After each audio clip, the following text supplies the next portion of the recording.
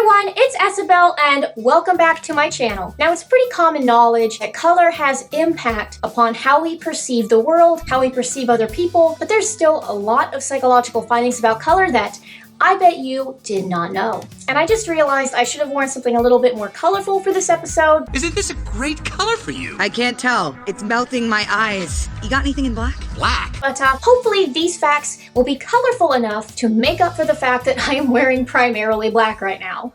We see color with our minds, not just our eyes. Cultures with more nuanced categories and words for different colors can perceive more colors than those with a less nuanced understanding. I see you're a fan of pink. Salmon. Salmon, that's obviously salmon. Even if people from two different cultures have the same eyesight and they can see the same colors in the literal sense of the word see, their minds still may not distinguish them the same way if the way that their culture uses colors and names colors is different. Here's an example. The Himba tribe in Africa has only 5 distinct color categories. In a psychological study, researchers showed the Himba tribe members this picture.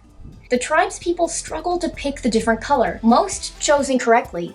But if you are from a Western culture, there is a good chance that you saw it very quickly. Now look at this picture, also used in the study. Which color is different?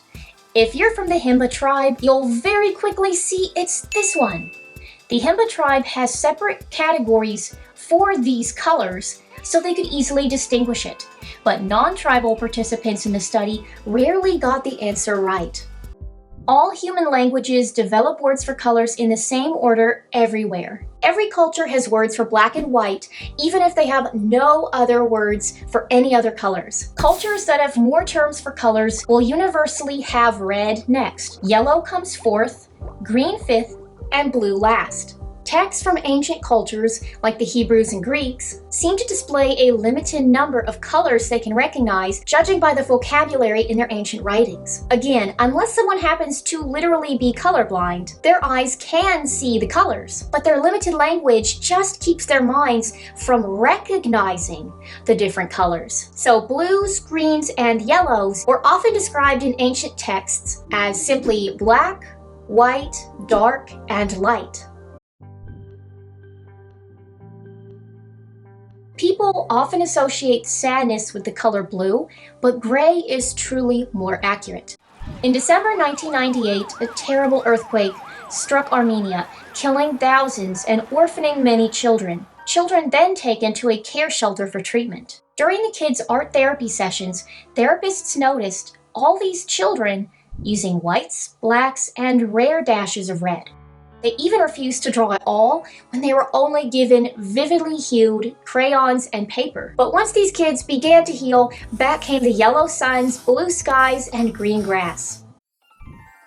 Not all colors are equal in the game of love. Studies have found that the majority of people find potential partners more attractive in red or black. And no, I did not dress according to that standard. When I picked this out, I literally picked it because it was nice and warm and it's chilly in the studio. So I was lazy and grabbed this vest. Red especially tends to act as an aphrodisiac. Red dresses, lipstick, and blush symbolize health and fertility in women. Red clothing, sports cars, and accessories symbolize status in men. But generally avoid wearing blue, yellow, gray, and green when looking for dates. Studies have found that wearing blue is subconsciously indicative of poor health and infertility. Yellow emphasizes the yellow in your skin, and it makes you look kind of sickly and kind of jaundiced. And this color is also often associated with cowardice.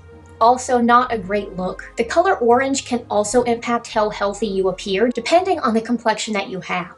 Greens too easily make your complexion look sickly and jaded.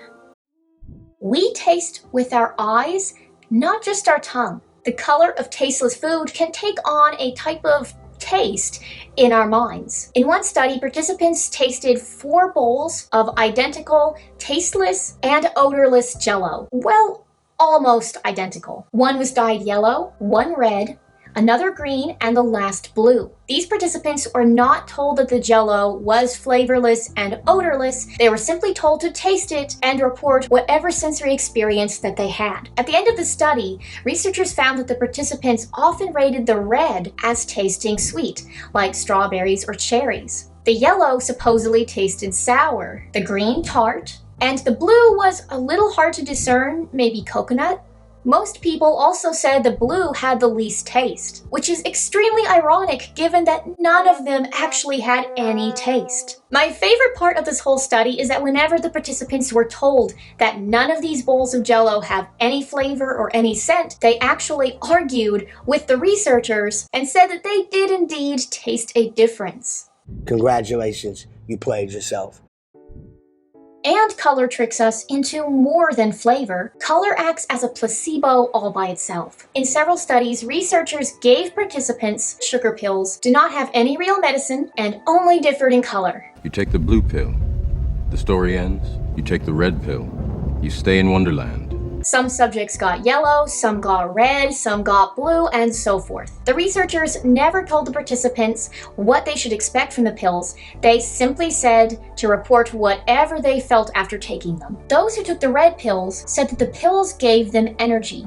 Yellow pills reportedly treated depression. Green alleviated anxiety. Black pills were supposedly the most potent, and the white pills eased their ulcers. Blue pills helped the subjects sleep. Well, almost all the subjects. In an Italian version of this study, Italian men, not the women, just the men, said that the blue pills increased their energy. Why? It turns out the Italian men associated the color blue with excitement and energy thanks to the popular soccer team called the Azzurres, which is an Italian name meaning the blues. A series of repeated psychological studies. Okay, I found this on the web for a series of repeated Go psychological away, studies. Siri! A series of repeated psychological studies consistently found that the color of paper that participants took tests on impacted their test scores. The subjects who took their tests on white paper had the highest scores, followed by yellow, green third, blue fourth, and last come the reds and pinks. These findings hold implications if you are trying to decide upon a color palette for a workspace. Who knows, maybe using color can help you be more productive in your day-to-day life. And if you want more tips to be productive in your day-to-day life, you could check out the part 1 and part 2 videos that I did on how to set better habits with less effort but more results. I will link those here, and until next time guys, please remember to always live nothing less than your best life. Come on guys, I need my hug. That's better.